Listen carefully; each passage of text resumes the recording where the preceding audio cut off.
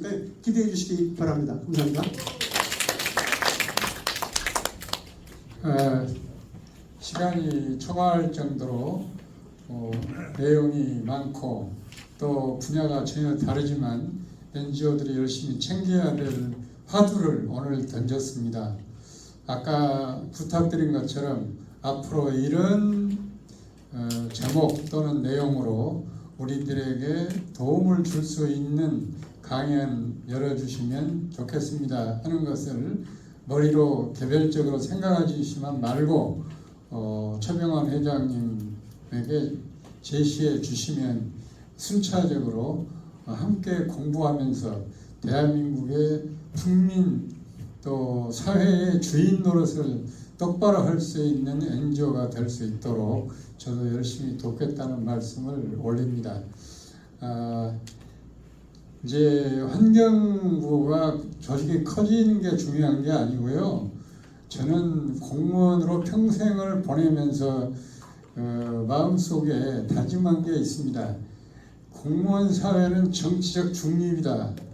그러면 공무원 개개인이 나는 정치적으로 중립을 반드시 지키겠다라고 하는 전제가 붙어야 그 말이 맞습니다.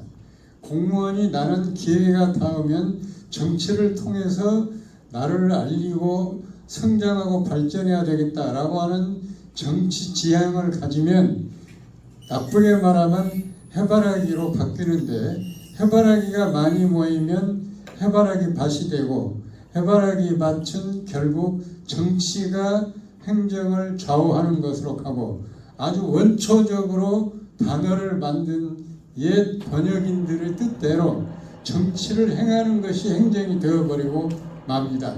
그러면 절대로 선진국이 될 수 없습니다. 선진국은 어떤 나라인가? 분명히 한 말씀을 드리자면요. 국민이 정부보다 똑똑하면 선진국입니다.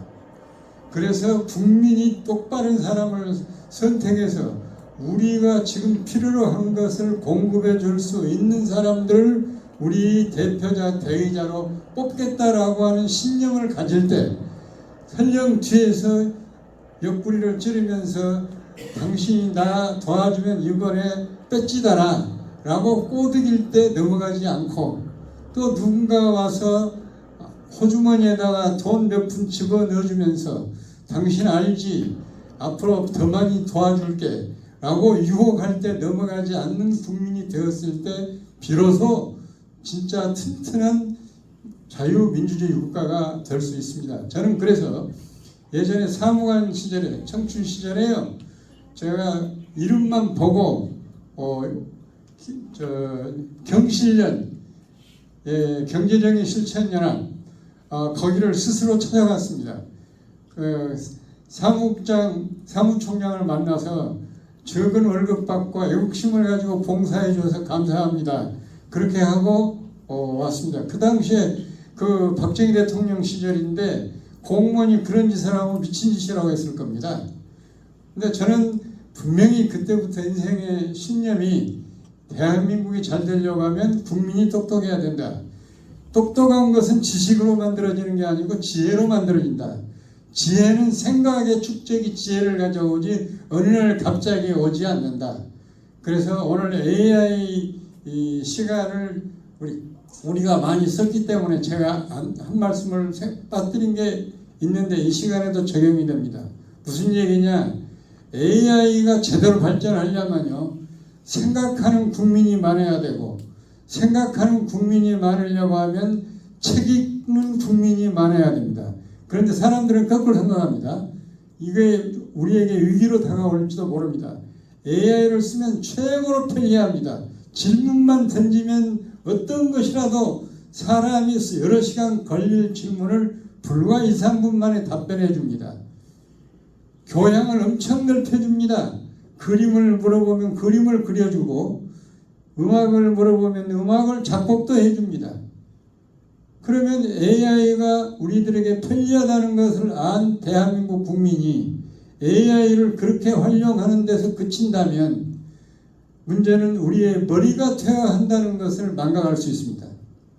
그래서 우리들이 상상을 해가지고 AI가 답변을 못할 수 있는 질문을 던지는 단계에 가야 우리가 중국을 이길 수 있습니다.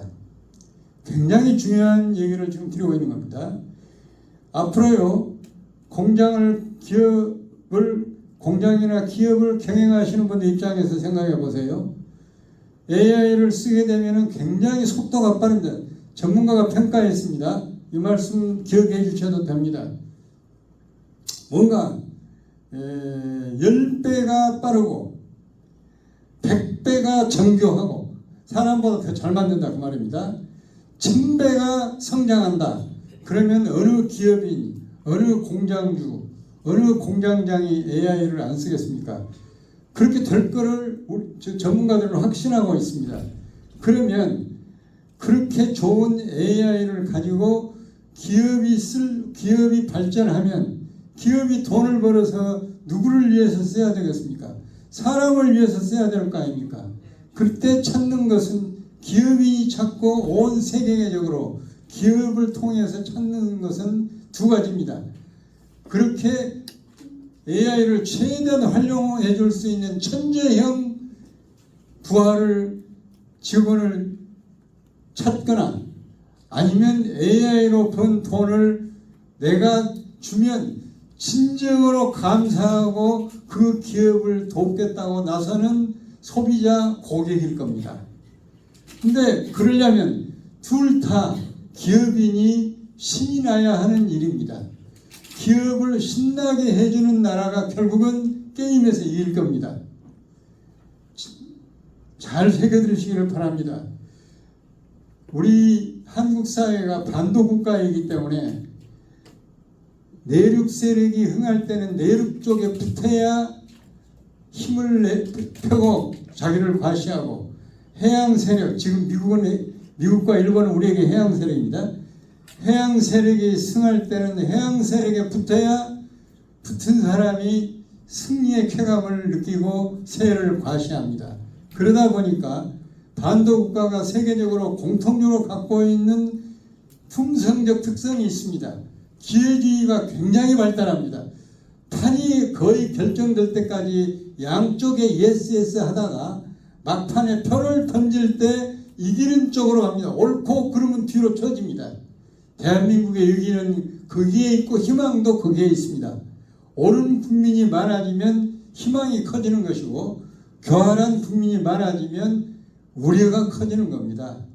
굉장히 중시하고, 그럼 애들한테 뭘 가르칠 것인가 알아서 판단할 수 있도록 여러분이 앞장서서 캠페인도 해주셔야 되고, 또 예를 들어서 어느 직장이든 공무원이든 사원이든 간에 진짜로 사람 냄새나고 다른 사람보다 더 친절하고 그 친절이 일관성 있고 지속적인 직원을 눈여겨보시고, 그러한 직원들을 많이 갖고 있는 대한민국 기업이 큰다고 하는 것을 우리들이 온 국민에게 알려서 AI로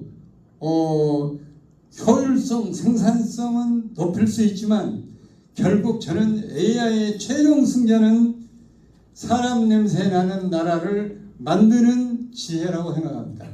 그래서 저는 NGO의 희망을 거는 까닭은, NGO는 시스템보다도 아직도 사람 냄새를 갖고 있는 분들이 하고 있다고 보고 있거든요. 시스템을 먼저 챙기는 분들은 이미 제복을 입었거나 완장을 찾거나 넥타이를 맸습니다. 근데 저는 그게 희망이 있는 게 아니고, 이제는 진짜 리버럴한 생각, 그리고 상상력, 그리고 지금 있는 것 말고 거기에서 한 단계 뛰어넘는 사고를 가진 미래 세대를 우리가 만들어내거나 가질 때 희망이 있습니다. 참고로 네덜란드 얘기해 드리겠습니다. 네덜란드는 굉장히 작은 나라입니다. 여러분이 아시는 대로 바다 수위보다 땅 위치가 지표 위가 낮아서 밖에다가 댐을 막아가지고 바닷물을 막아서 발전한 나라입니다. 거기에 우리들은 꽃의 천국으로만 알고 있는데 또 튜리브 천국으로 이렇게 이해하고 있는데, 아주 세계에서 가장 먼저 무역이 발전한 나라입니다. 왜 제가 이런 말씀을 올리는가 하면요, 네덜란드의 교육제도가 갖고 있는 장점을 얘기해 드리려고 합니다. 네덜란드는 유치원 2년, 초등학교 4년, 6년이 의무교육으로 되어 있습니다. 유치원도 의무교육입니다. 반드시 보내야 합니다. 그런데 6년 동안의 담임이 한 사람입니다. 그러니까 잘 생각해 보세요. 우리 정치 현실과 관련해서. 그러면 처음 들어가서 6년 동안 지도하고 어린이 시절을 벗어나고 중등학교를 보낼 때 담임이 6년 동안 지도한 담임이 써내는 보고서가 인생을 결정적으로 좌우합니다. 6년 동안 열심히 지도하고 관찰해 본 결과 이 아이가 가장 잘할 수 있는 것은 이것이고, 그래서 이 아이는 이런 쪽의 직업학교로 보내면 굳이 대학을 갈 필요가 없이 바로 네덜란드의 애국적 국민이 될 수 있습니다. 이렇게 보고서 한 장 써주는 것이 6년 담임의 최종 솔루션입니다. 그런 결과 대학 진학률이 17.8%입니다. 그러면 대학 진학률 현재 71%를 가지고 있는 대한민국과 비교해서 어떠냐? 그러한 조그마한 나라 네덜란드가 세계 수출 4위 국가입니다. 우리나라 국민 우리가 수출 6위, 7위 하는 것도 정말 위대한데, 특히 6.25 전쟁을 겪었기 때문에 온 세계가 기적이라고 칭찬하는데, 그럼에도 불구하고 네덜란드 국민 교육이 갖고 있는 그 특성, 이 부분을 우리들이 결코 좌시할 수 없습니다. 무슨 얘기냐 하면 지금 영어, 수학, 국어 등 이른바 대학 가는 것을 목표로 한 어린이 시절 교육이 갖고 있는 맹점을 우리가 극복하고, 그 꼬마가 다른 애에 비해서 이 분야로 가면은 15년이 걸려도 80% 수준까지 못 간다면, 이 분야로 가면 9년 가면은 능가하기 시작해서 앞으로 15, 6세가 되면은 미래를 그릴 수 있다라고 하는 특성을 발견해 내려야 우리가 말하는 전인교육 플러스 특성화 교육이 성공을 하는데, 우리는 현재로는 밑바닥 기초 없이 특성화 교육에 빠져서 아까 오세정 총장님 말씀하신 것처럼 공과대학을 보내면은 이미 시절이 지났다고 생각하고 의과대학을 보내야 편안히 먹고 산다고 생각하는데 세상은 뒤바뀔 겁니다. 지금 중국은 절대 의과대학 말고 공과대학 갑니다. 왜?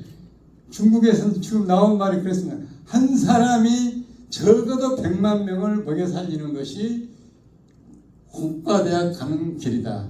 그리고 그것을 바로 밀어주고 밤새워 연구하는 것을 즐기는 젊은이에게 근로시간 네 맘대로 해라 해가지고 중국은 일반화돼서 지금 996이 현행 인기 타이틀입니다. 무슨냐? 9시에 출근해서 밤 9시까지 일하고 일주일에 6일간 일한다. 거기에다가 우리 한국에 4.5일제 운운하는 얘기가 지금 나오고 있는데 생각하면 우리가 이길 수 있겠습니까? 그래서 우리 여기 NGO에서 오신 여러 전국 대표하신다고 보는 여러분들이 한번 모든 문제에 대해서 내게 이익이냐 아니냐를 따지기 전에 내가 NGO 활동을 기왕에 하고 있는데 지도자로서 이게 옳으냐 그러냐가 1번, 이게 앞을 위한 거냐 과거에 매인 거냐 게 2번, 그리고 3번 이게 내하고 결부되어 있는 사람에 머무르는 것이냐 온 대한민국 나아가 세계를 품을 수 있는 것이냐 하는 스케일 3번, 이것을 항상 품고 열심히 협력해 주시고 우리 NGO들끼리 단합해 주시고, 그리고 옳은 일 있으면 다른 일정 제치고도 적극적으로 참여해서 미래는 우리가 만든다 라고 하는 자신감을 가지고 열심히 해주시고요. 오늘 들은 강의 내용도 그렇고 다른 것도 그렇고 여러분들이 일하시는데 어려움이 있으면 최병환 회장님께 얘기를 해주시면 저희가 듣고 정부 쪽에 여러분들은 어려움을 풀어드리고 덜어드리고 도와드릴 수 있도록 저도 노력해 드리겠다 라는 말씀을 올리면서 오늘 끝까지 좌정해 주신 여러분께 거듭 존경과 감사를 드리고 두루 좋은 일 많은 금년 가을 누리시기 바랍니다. 감사합니다. 웃고